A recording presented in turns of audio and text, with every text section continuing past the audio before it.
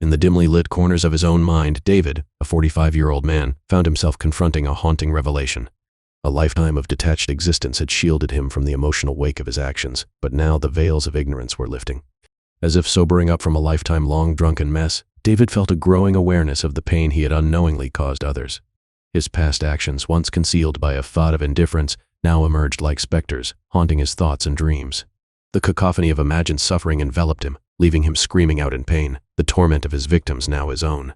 The walls he had carefully built around his emotions began to crumble, unleashing a deluge of remorse and self-disgust.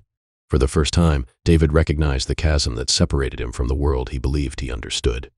The empathy he lacked surfaced as an agonizing ache, pulling him into a relentless cycle of introspection and despair. His borderline personality disorder added another layer of complexity to his struggle. The shadows of his psyche danced menacingly, tempting him towards dark emotions and self-destructive tendencies. Amidst this tempest, David sought redemption, but his path was obscured by uncertainty and fear. The journey towards redemption was not one of clear revelations or swift transformations. Instead, it was an arduous odyssey of self-discovery and self-reproach, each step revealing new layers of complexity and darkness. In moments of clarity, David's heart yearned for a life of goodness, to cast away the shackles of his psychopathy and embrace a path of light. Yet the limitations of his mental condition, like a silent jailer, tethered him to the abyss within. As he walked the tightrope between light and darkness, David's journey became a testament to the complexity of the human soul. Shadows of redemption danced at the edge of his awareness, a flickering hope amidst the darkness.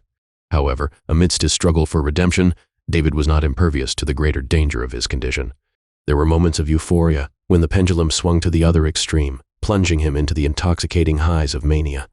In these manic episodes, David's self-control wavered, and he found himself entangled in reckless behaviors. The rush of adrenaline was intoxicating, and he became a slave to the impulses that had long been suppressed. His borderline personality disorder exacerbated these extremes, causing his emotions to fluctuate like a tempestuous storm. In these moments, the boundary between right and wrong blurred, and the pain he caused became an afterthought amidst the tumultuous thrill. The euphoria turned to recklessness, and David found himself careening down a path of self-destruction. Yet with each crash, he was left with the shattered pieces of his actions, the remnants of the pain he had inflicted on others. The manic highs were fleeting, leaving behind a trail of wreckage that only added to the burden of his redemption. As David grappled with his psychopathy and borderline personality disorder, he yearned for stability amidst the chaos.